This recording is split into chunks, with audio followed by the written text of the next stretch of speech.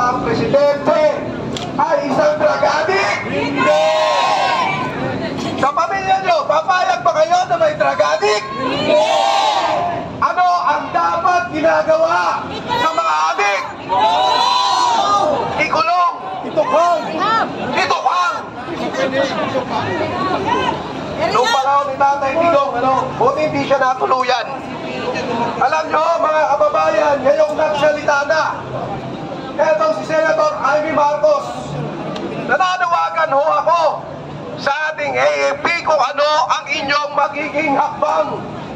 Hindi ho tayo pwedeng pamunuan ng isang adiktos, pinidiktos na presidente. Sabi nga po, walang karapatang mamuno ang isang adik. Mahirap po dahil ang pag-iisip niyan ay hindi ho natin kontrolado. Maaari ho mas mapahamak ang bansa natin, mapahamak ang mga Pilipino dahil sa kanyang mali-maling desisyon. Grabe ho yan, 4 na beses, isang araw tumitira ng booking. 4 na beses, hinahati-hati pa. Wow, grabe, big time, ang lupit. Ang sarap. Habang yung mga kababayang Pilipino hirap na hirap magbayad ng buwis, ang mga kababayang Pilipino binabaha, kayo nagpa-party-party lang. May flavor pa, grape sa umaga, orange sa tanghali, at kainito sa hapon, at sa gabi ang swabe dahil tuloy-tuloy ang party. Flavored cocaine daw, sabi ni Manang Amy. Grabe mga kababayan, hindi lang yung may nakakalimutan. Eric, may marijuana pa. Ganon katindi mga kababayan. Kaya ho sa lahat po na nakakapanood ng video natin ngayon, alam nyo na meron tayong isang drug addict na presidente. Halina ho kayo dito sa EDSA Shrine. 1 taon na ho kami rito, sa totoo lang. 1 taon na kaming nananawagan sa inyo. At ngayon ay buo na ang mga pruweba natin. Nagsalita na ang ating mahal na senadora. Ano pang hinihintay nyo mga kababayan? Marcos, you're fired! Hindi ka na kailangan ng sambayanang Pilipino. Hindi kami papayag na pamunuan ng isang drug addict. Hindi kami papayag na masira ang kinabukasan ng mga kabataan. Kaya pala, ayaw nyo sa war on drugs ng Pangulong Duterte. Paborito nyo pala ang droga. Napakahirap po niyan mga kababayan. Muli mga kababayan ko, hinahapili namin sa inyo na tayo pa rin ang magdidesisyon. Lumabas kayo! Ulit-ulitin ko, 1 taon na kami rito. Naghihintay kami sa inyo. Palayasin natin, pag-resignin natin ang ating adik na presidente. So ito lang muna, dineserve natin yung boses natin. Mamaya, maraming salamat po sa inyo. Muli babalik ko ang mikropono kay Eric. Magandang hapon po. Maraming salamat sa ating political vlogger commentator sa kanyang mga pananaw. Ang grupo ng UPI ay nandiyan na rin po at mag-join dito. At ganun din ang grupo ng Marcos Alis Now at Marcos Resign. Dumarami na po tayo, pati ang Bangon Sambayanan. Bago po si Brother Billy Mac, tawagin muna natin ang boses ng abogado, tagapagtanggol para sa bayan. Ano po ang legal na batayan kung bakit makatarungan at dapat mag-resign si Marcos? At ito ay hindi mali at hindi paglabag sa batas na panawagan. Tawagin natin si Attorney Garin. Hindi po niya paryente si Janet Garin.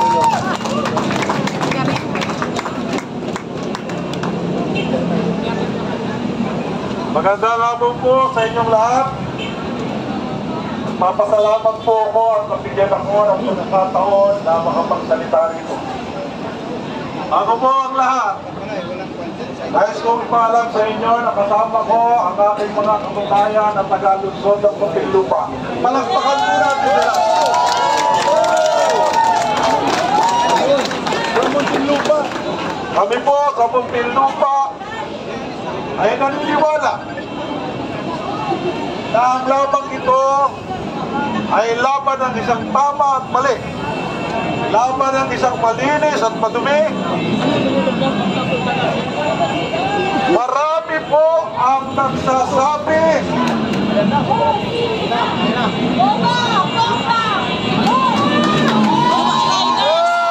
Andito po yung mga riders.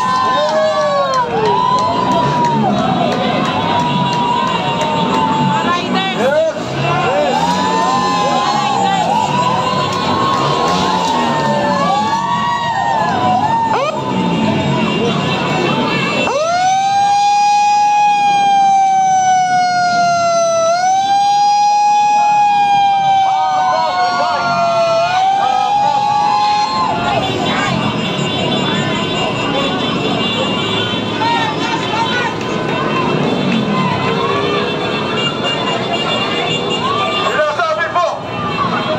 sinasabi po ng ating saligang batas ang Pangulo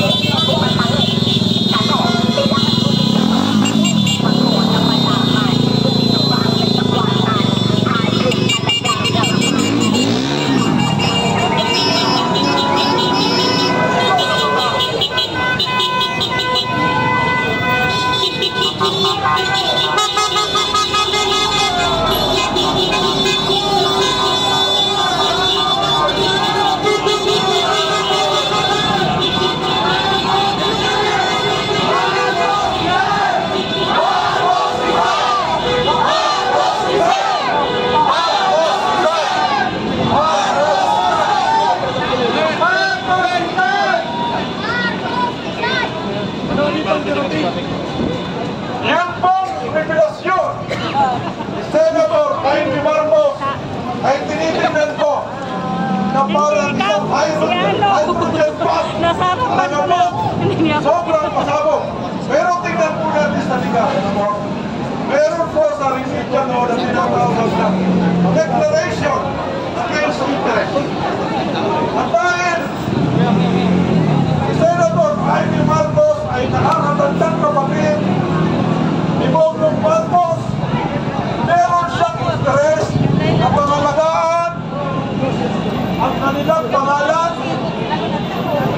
ang kanilang reputasyon, ang kanilang background, at ang kanilang kalusugan. Kaya bilang nakakatandang kapatid, yung sinabi niya na ang kanyang kapatid ay lulong sa droga, ang tawag po natin doon sa remedial law ay Declaration Against Interest. At dyan ay maaaring maging ebidensya laban sa kanya. Sapagkat dyan po ang sinasabi ng kapatid. Dito po, sa pangyayaring ito, tayo mga kaibigan ay nakikita na tanaw na natin ang tagumpay at tayo ay hindi dapat tumigil. Alam niyo po ba na ngayon lang ay nakarating sa akin ang isang mensahe na ang Speaker of the House ay nag-resign na.